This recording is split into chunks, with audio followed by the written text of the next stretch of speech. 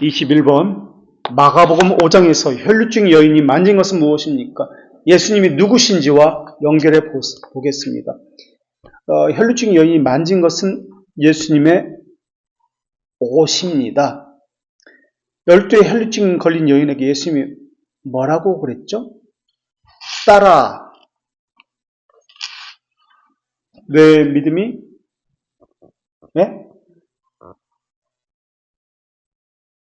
너를 구원하였으니 내 병에서 놓여 건강할지니라. 34절에 있습니다. 마가복음 5장 34절. 예수께서 이르시되 딸아, 내 믿음이 너를 구원하였으니. 그 이상하지 않나요? 왜 예수님은 이렇게 믿음이 너를 구원했다고 이야기하나요? 평안히 가라. 내 병에서 놓여 건강할지니라. 지금까지 설명을 들어보면 이 말씀이 어떤 의미인지를 어느 정도 이해가 되시죠? 따라 너의 믿음이 어떤 믿음이었어요? 우리는 무엇에 대한 인식, 지식이라고 믿음에 대해서 정의를 내렸습니다만은 이 혈루증 여인이 예수님에 대한 어떤 믿음을 가지고 있었어요? 물론 병은 고친다라는 믿음은 가지고 있었지만은 예수님이 어떤 분이라는 믿음이 있었죠? 거룩한 하나님의 제사장. 그래서 제사장 옷을 만지면 병을 고침받는다라는 율법을 따라서 우리가 읽었던 율법을 따라서 병 고침을 받았습니다. 이게 믿음이었어요.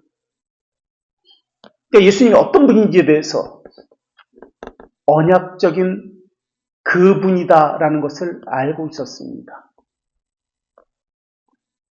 그래서 구원하였다라고 표현하고 있습니다. 구원받았다. 너는 구원받았어. 병에서 고침받았다라는 것을 넘어서서 구원받았다. 너는 쉽게 말하면 택자다. 이런 개념이에요. 왜 택자이죠? 왜 구원받았죠? 예수님이 어떤 분인지 알고 믿었기 때문에 그렇습니다. 바른 믿음을 가졌기 때문에 그렇습니다. 그래서 그 결과 평안히 가라라고 했습니다. 평안은 무엇에 대한 결과, 열매다? 죄들의 용서. 그렇죠. 죄들의 용서. 그래서 너의 병에서 노임받았다. 병에서 노임받았다. 병에서 고침받았다가 아니라 병에서 노임받았다. 이 병이 말하는 것은 물론 혈류병이지만 당연히 이 병이 말하는 것은 무엇이었을까요? 구체적으로 또 노임받았다. 죄의 억압. 율법의 억압. 죄의 책임으로부터의 억압. 이것으로부터 너는 구원받았다. 죄책으로부터, 율법으로부터 너는 구원받았다.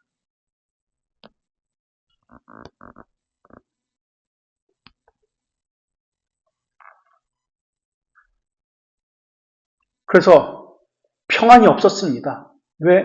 율법에는 무엇만 있었다? 저주, 징계, 억압만 있었습니다.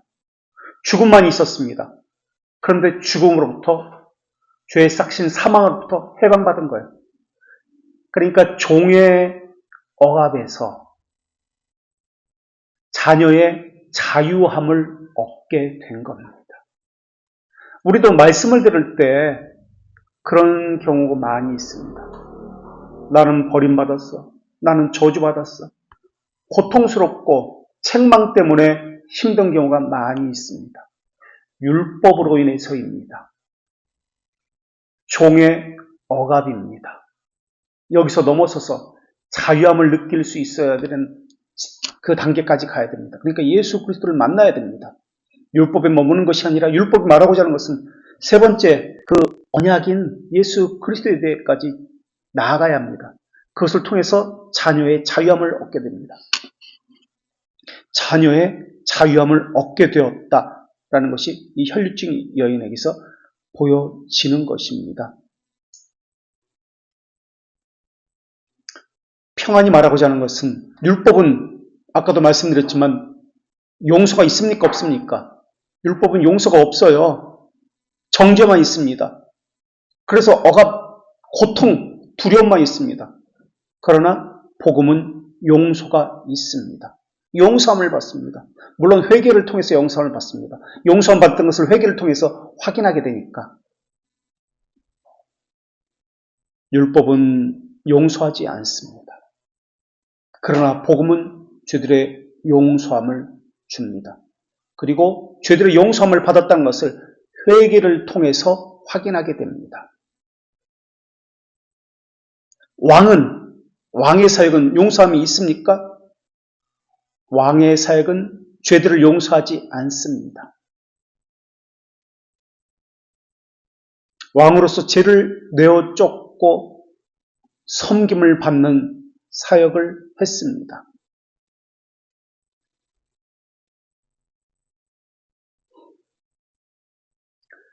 성전에서 희생 제물을 드려야 합니다. 다른 곳에서는 안 됩니다. 성전에서 누가? 제사장이. 반드시 성전에서만 제물을 드려야 되고요. 제사장이 이것을 해야 합니다. 그런데 예수님은 성전이시고 제사장이고 제물이기 때문에 예수님이 있는 곳이 어디든 성전입니다. 굳이 성전으로 가야 될 이유가 없습니다. 제물을 따로 드릴 이유가 없습니다. 그래서 예수님을 통해서 지금 죄들의 용서함을 받고 구원받았습니다. 그 이야기가 지금 혈루증 여인의 이야기입니다. 물론 다른 사건도 마찬가지입니다. 자, 22번 마가복음 5장에 나오는 야이로 회당장입니다. 소스덴의 회당장. 예수님의 상징적인 의미는 무엇입니까? 회당장이 하는 일이 무엇이죠? 율법을 가르치고 보관하는 것입니다. 거룩한 것을 보관하는 것입니다. 그런데 죄의 싹신 죽음에 대해서는 회당장이 무기력합니다. 율법은 정죄만 하기 때문에 사망을 주는 것입니다. 율법은 생명과 관련이 있는 것이 아닙니다. 구원과 관련된 것이 아닙니다. 율법이 말하고자 하는 것은 사망이 정죄만 있습니다. 그래서 율법의 그 최고의 권위자인 회당장의 딸이 죽었는데 아무것도 할 수가 없었습니다. 율법은 의식상 부정하다고 판결만 할 뿐입니다. 회당장인 야이로가 율법에서 생명과 구원을 찾을 수가 없었습니다. 그래서 율법인 이 회당장이 무엇을 찾습니까? 생명이신 구원자이신 예수 그리스도를 찾습니다. 그래서 율법은 반드시 이 언약, 율법에 두 가지 기능이 있고 한 가지 언약이 있습니다. 바로 예수 그리스도께 인도함을 받아야 돼요. 그래서 율법인 회당장 야이로가 생명과 구원이신 예수 그리스도께 인도함을 받아서 그분에게서 생명을 찾고 생명을 얻습니다. 율법의 성취자와 완성자이신 예수 그리스도이기 때문에 율법이 예수 그리스도께 인도하는 몽학 선생의 역할을 했습니다. 라고 해석하면 좋습니다.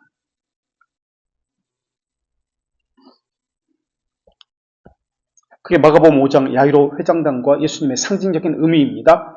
그 다음에 23번 예레미야 8장 10절과 19절 21절과 22절에서 마가복음 1장과 마가복음 5장에 나온 딸들의 관계를 설명해 보십시오. 아까 읽었습니다. 내 딸 이스라엘은 율법을 가졌으나 생명을 얻지 못한다. 구원을 받지 못한다. 너희들에게 의사가 있고 말씀이 있고 선지자와 제사장이 있는데 왜 너희들은 구원을 받지 못하는가? 그들은 선지자부터 제사장까지 다 거짓된 것을 가르쳤기 때문에. 그럼 참됨이 무엇입니까? 율법이 말하는 참됨이 무엇입니까? 예수 그리스도예요. 율법이 절기가 제사가 말하는 의식이 말하는 참됨은 예수 그리스도예요. 그것을 가르치지 않았어요. 형식과 문자와 거짓을 가르쳤습니다. 그래서 딸로 상징되어지는 이스라엘 백성들이 지금 구원을 받지 못하고 죽음과 사망 가운데 매여 있습니다. 그래서 죄의 비참함을 깨닫지 못하고 있습니다. 그래서 하나님을 섬기지 못하고 있습니다. 죽은 자이기 때문에 움직이지 못하기 때문에 섬길 수가 없어요. 무기력, 무능력합니다. 그래서 병 가운데서 예수님이 왔는데도 베드로의 장모는 수종들지 못하고 섬기지 못하고 누워 있습니다. 그러자 병이 치유되자 병 고쳤는데 좀 움직이면 안 되니까 좀 쉬어야지. 그런 게 아니에요. 즉각적으로 수종들더라. 그래서 이 단어가 예배라는 단어와 동일한 단어라고 말씀드렸습니다. 수종들다 서비스 예배하다. 즉각적으로 예수님을 섬기는 거예요. 왕이신 예수님을 즉각적으로 섬겼다.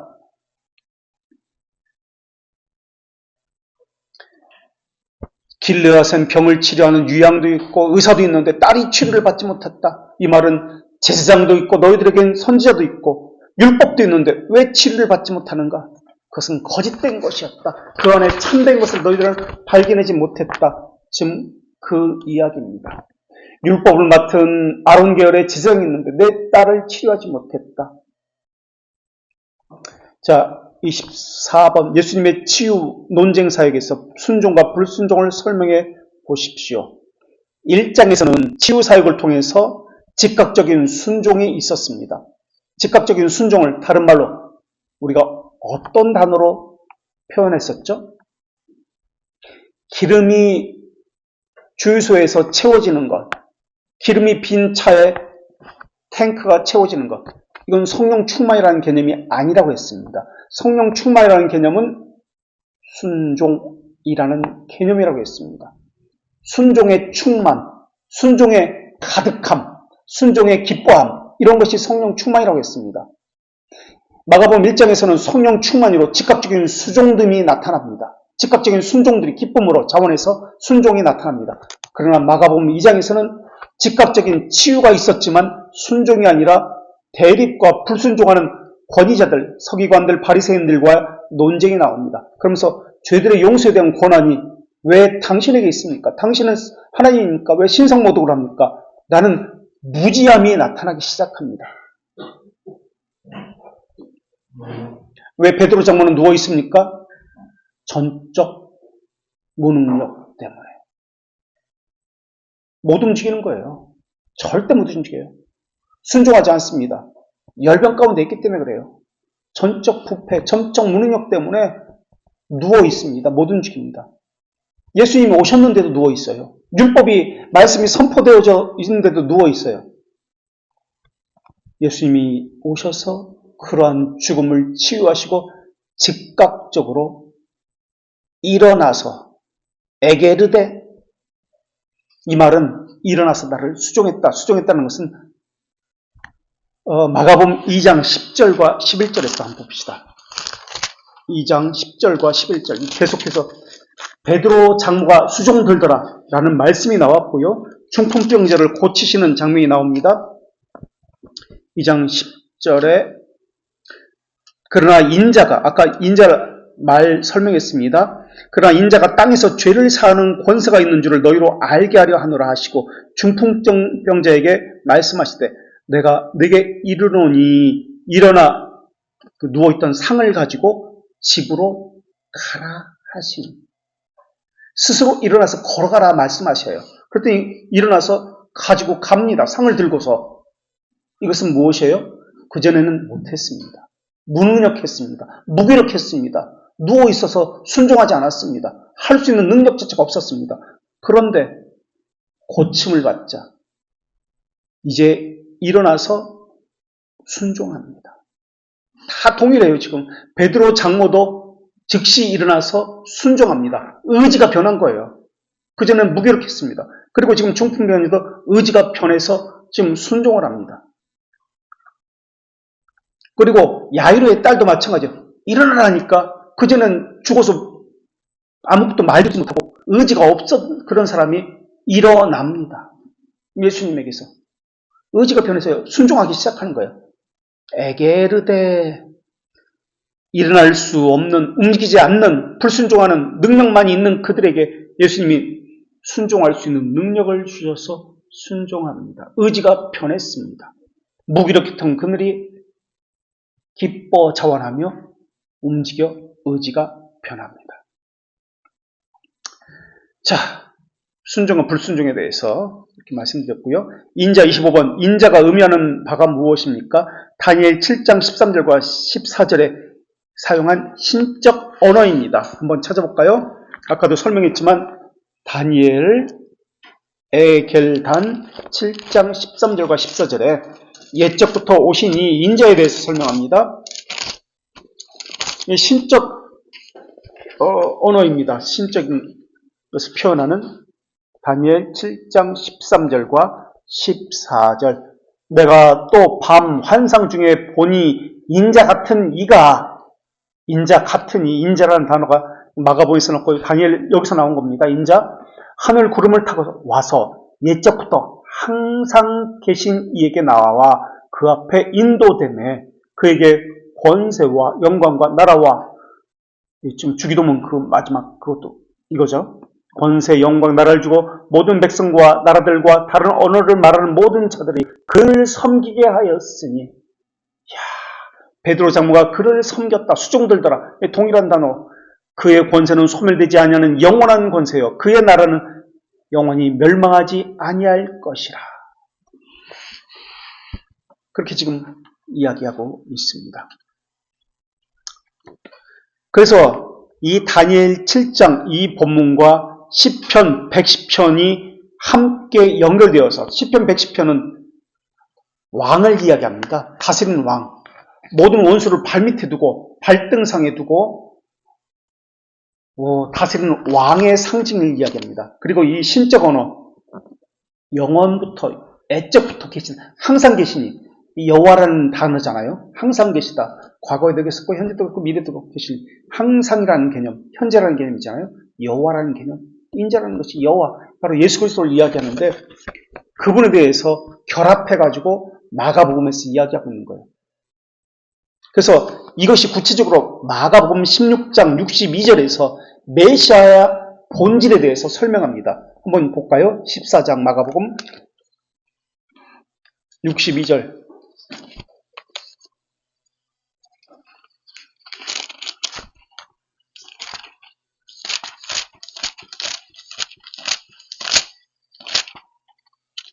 마가복음 14장 62절. 예수께서 이르시되, 마가복음 14장 62절.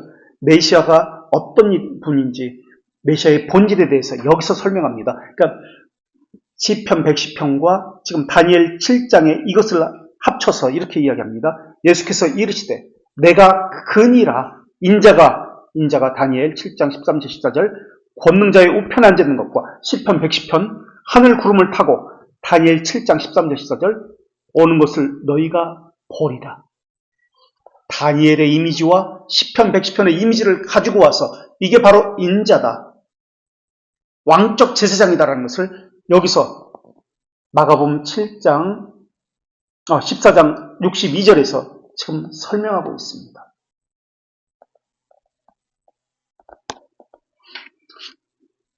죄들을 용서할 권한이 누구에게 있었습니까? 구약에서? 왕에게 있었습니까? 아니요. 왕에게는 없었어요. 제사장에게 있었어요. 왕에게 이 죄에 대해서, 이 병에 대해서 판결을 받는 것은 왕이 아니라 제사장에게 나아가서 판결을 받았어요. 죄들을 용서할 권한은 왕이 아니라 제사장이 있었습니다. 특별히 언제 죄들의 용서함을 받았죠? 1년에 딱 한 번입니다. 특별한 제물을 드렸고 특별한 날입니다. 이 날을 무슨 날이라고 했죠?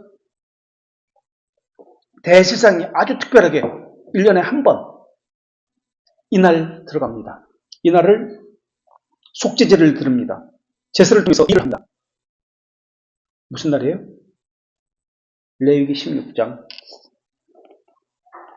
23절 24절 레위기 16절.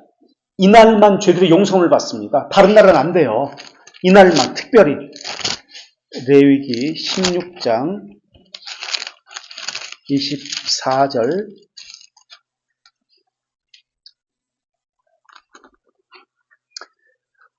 23절부터 볼게요. 아론은 회막에 들어가서 지성소에 들어갈 때 입었던 세마포 옷을 벗어 거기 두고 거룩한 곳으로 가서, 맞죠? 16장. 그의 몸을 씻기고 자기 옷을 입고 나와서 자기의 번제와 백성의 번제를 드려 자기와 백성을 위하여 속죄하고, 속죄 제물의 기름을 어떻게 하고 안식일 30절. 이날에 너희를 위하여 속죄하여 너희를 정결케 하리니 너희의 모든 죄에서 너희가 여호와 앞에 정결하리라. 이는 너희에게 안식일 중에 안식일이니. 31절. 너희는 스스로 괴롭게 할지 영원히 지킬 그래라.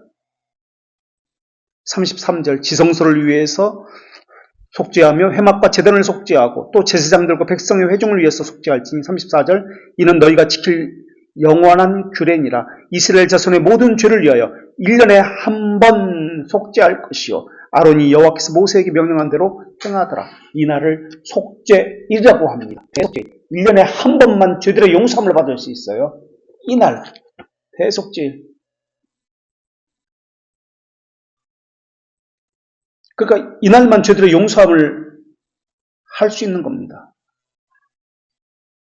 그런데 예수님은 마가복음 2장에서 제사장들만 할 수 있는 대속죄일만 할 수 있는 죄들의 용서함을 계속 사죄 선언을 하고 있습니다. 중풍병자를 고치는 사건을 통해서도 제사장이라는 것을 밝히고 속죄일에 1년에 한 번입니다. 속죄 제물을 드리고 성전에서 대제사장이 해야만 합니다. 그런데 예수님은 수시로 죄들을 용서했습니다. 왜 그랬을까요? 대속죄일에 제사장이 거룩한 제물을 드리고 사죄선을 해야 했습니다. 그런데 예수님은 속죄 제물도 드리지 않고 거룩한 대속죄일도 아닌데 예수님은 사죄를 선포했습니다. 절기, 제물, 성전, 제사장이라는 조건이 다 맞아야 하는데 그래야만 죄들을 용서할 수 있습니다. 그래서 이것을 시비하고 있는 거예요. 그런데 예수님은 본이 율법의 완성이고 절기가 말하는 것은 예수 그리스도예요. 성전이 말하는 것은 예수님의 몸이에요. 그렇죠? 안식일은 말하는 것은 예수님이 안식일의 주인이에요. 속죄 제물이 말하고 있는 것은 예수님이에요. 그러니까 예수님이 하실 수 있는 거죠.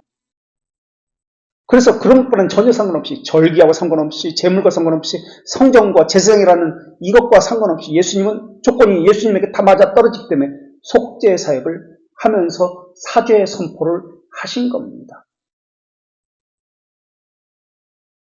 그것 때문에 인자라는 칭호를 사용하고 있는 겁니다.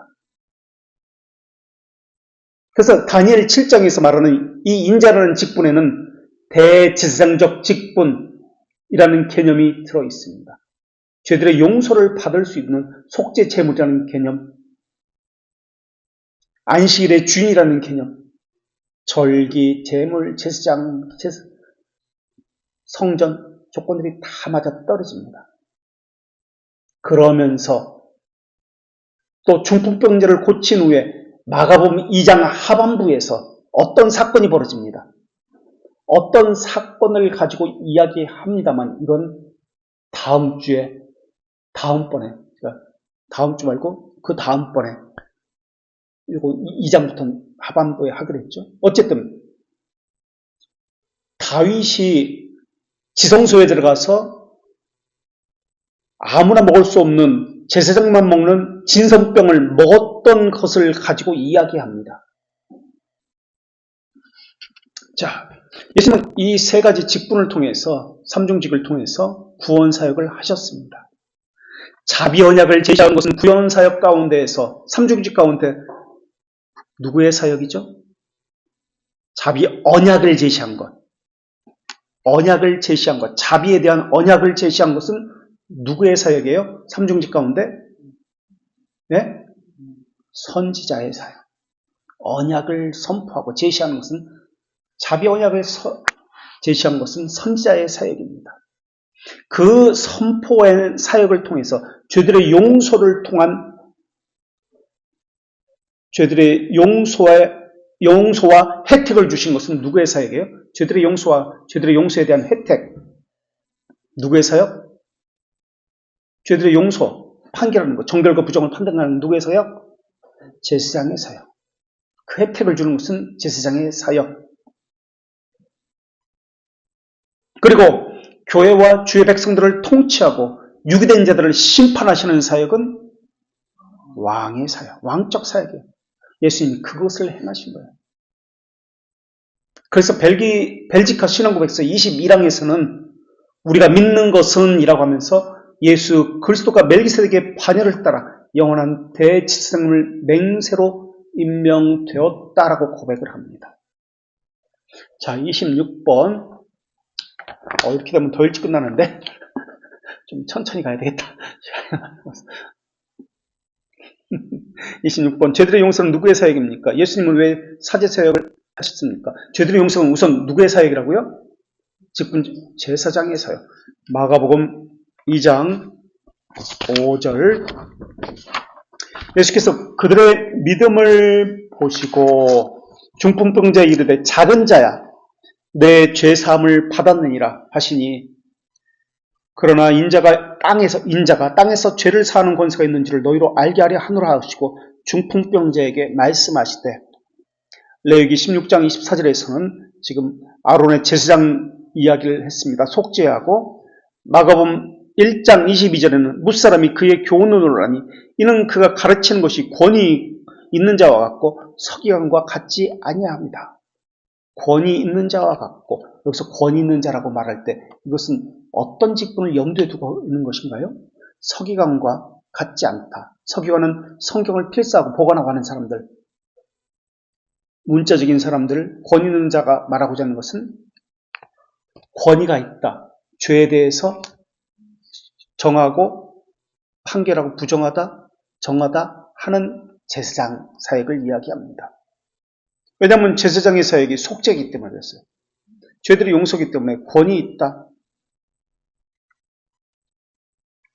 그래서 2장 10절에서 인자가 땅에서 죄를 사하는 권세가 있는 줄로 너희로 알게. 2장 10절 한번 보세요. 마가복음 2장 10절.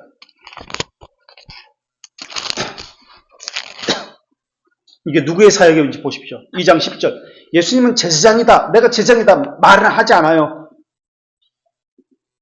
그런데 2장 10절에서 아까 읽었던 성경 구절입니다. 인자란 단어는 다니엘 7장 13절 14절, 시편 110편을 합성해서 아까 읽었다고 그랬죠. 그러나 인자가 땅에서 죄를 사하는 권세가 있는 줄. 누구에게 있는 그 권세입니까? 누구에게 있는 그 사역이죠, 이게? 죄를 사하는 권세는 삼중직 가운데 제사장이에요, 지금. 제사장이란 말은 하지 않지만 인자가 죄를 사하는 권세가 땅에서 있다. 이것이 말하고자 하는 것은 제사장적 사역을 한다. 너희로 하여금 알게 하려 하노라. 근데 이들은 무지한 자입니다. 율법을 가지고 있는 자들인데 알지 못하는 자들이에요. 단지 율법이 없는 자들, 부정하다고 여기는 자들은 예수님이 어떤 분인지 알고 있습니다. 그러면서 중풍병자에게 일어나라. 그리고 너의 상을 가지고 일어나 걸어서 집으로 가라라고 이야기합니다. 이들은 알고 있었던 거예요. 알았다고 생각하는 자들은 모르고, 몰랐다 생각하는 자들은 알고 있었던 거예요.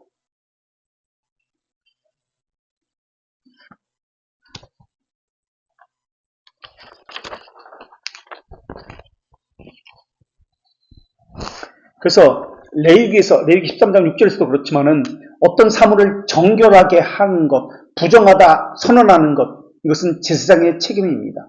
그러나 예수님은 제사장보다 더 위대한 제사장이라는 것을 여기서 밝히고 있습니다.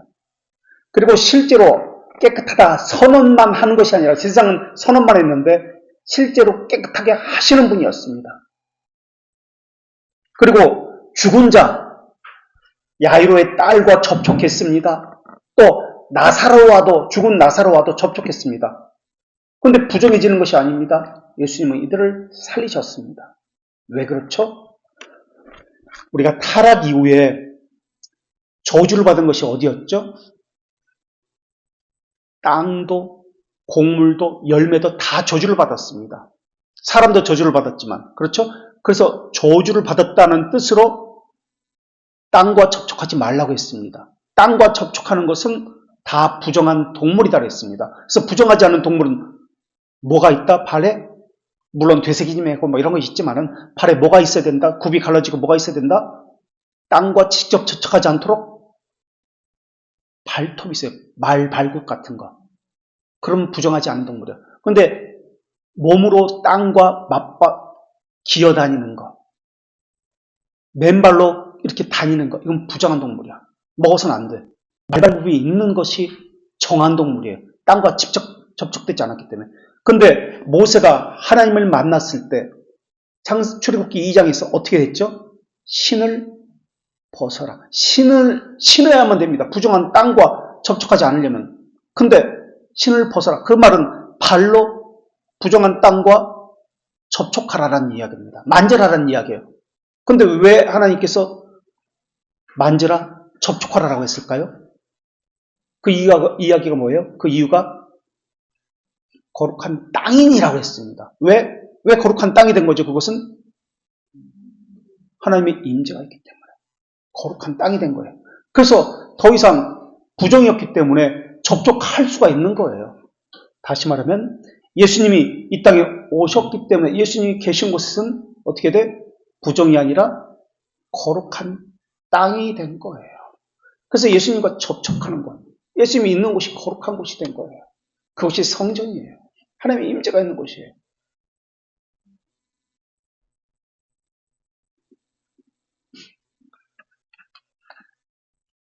자, 그래서 예수님은 죽은 자를 만져도 부정해지지 않고 오히려 깨끗함을 유지했을 뿐만 아니라 그들을 정결케 하고 죄들을 용서했고 살리시는 일을 했습니다. 그리고 예수님이 임재하는 곳은 하나님이 임재하는 땅은 타락한 땅도 부정한 땅도 거룩한 땅으로 변했습니다. 그리고 예수님이 임재하는 그곳은 하나님의 나라로서 예수님이 통치하신 하나님의 왕이신 예수께서 그리스도께서 통치하는 나라가 됩니다. 교회가 그런 거예요. 교회가. 자, 27번. 나는 그리스도를 어떻게 알고 있습니까? 아는 대로 어떻게 살고 있습니까? 귀신 들린 자도 예수님에 대해서 지극히 높으신 하나님의 아들이십니다라고 고백을 했습니다. 우리는 하나님의 정의를 만족시키신 예수 그리스도께 순종함으로 그분을 왕으로서 다스림을 받고 인정하고 있습니까? 그분의 말씀에 다스림을 받는 것이 교회입니다. 자, 심화학습, 이것은 집에서 각자 하는 것인데요. 그죠? 각자 집에서 더 깊이 생각해 보십시오. 예수 그리스도의 이름의 뜻은 무엇입니까? 그리스도의 이름의 뜻은 기름 부음 받은 자, 선지자. 뭐가 관련되죠? 선지자는 구원에 대한 방침을 계시합니다. 언약을 계시하죠. 제사장은 희생 제물로 자신을 드리고 중재하십니다. 제사장은 희생 제물로 자기를 드리고 중재하십니다. 왕은 지배하고 우리를 변호하고 보존하십니다. 그게 하이델베르크 31문의 가르침입니다. 108쪽. 안 찾아보겠습니다. 이거 우리 시험 본 거니까. 당신은 왜 그리스도인이라고 불립니까? 이 삼중직을 하기 때문에 32문에서 나옵니다. 자, 2번. 실제 예수님은 기름 부음을 받았습니까? 언제 어떻게 누구에게 기름 부음 받았습니까? 기름 부음 받았나요? 왕으로서 선지자로서 제사장으로서 기름 부음 자체를 받았습니까? 기름 부음 받았다는 이야기 있나요? 세례는 받았습니다. 그렇죠? 왜 예수 그리스도를 구세주라고 부릅니까? 하이델베르크 29문에 나오고요. 왜 주님이라 부릅니까? 하이델베르크 34문에 나오고 왜 독생자라 부릅니까? 계속해서 35문인가요? 3문인가? 나오죠. 자, 3번. 예수님은 언제 하나님의 정의를 만족시켰습니까? 언제 만족시켰죠? 부활시. 대규리문답 52문 나옵니다. 2항, 52문 2항.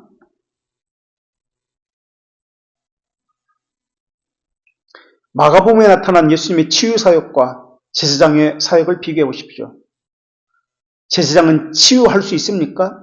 죄에 대한 판단과 정죄만 합니다. 율법이기 때문에. 그러나 예수님은 치유까지도 하십니다. 거룩한 제사장의 옷으로서. 또 5번. 하나님의 거룩한 자가 말하고자 하는 것. 창세기 14장은 멜기세덱, 하나님의 거룩한 지극히 높으신 제사장으로서 멜기세덱이 아브라함을 만나는 것이고요. 마가복음 5장 7절. 거룩한 자가 말하는 것은 신성을 이야기하죠. 제사장을 이야기합니다. 인자와 사죄의 선포를 관계를 설명해 보십시오. 사죄의 선포는 누구의 사역입니까? 왕의 사역입니까? 왕의 사역이 아니라 제사장의 사역입니다. 그래서 인자와 제사장, 사죄의 선포는 제사장의 사역을 말하고 있습니다. 그럼 왕은 죄에 대한 형벌만 합니다. 왕의 사역이 아닙니다. 사죄의 선포는. 삼중직, 선지자, 제사장, 왕직, 이 그리스도인이라는 뜻이거든요. 그리스도인으로서 교회와 삶에서 나는 그리스도인이라는 것을 어떻게 사용합니까? 나라는 주어를 사용해 말해 보십시오. 나는 혈육적 여인처럼 또는 다른 사람들처럼 무엇에 접촉되기를 소망하고 있습니까? 구체적인 실천 방향은 혹시 여기까지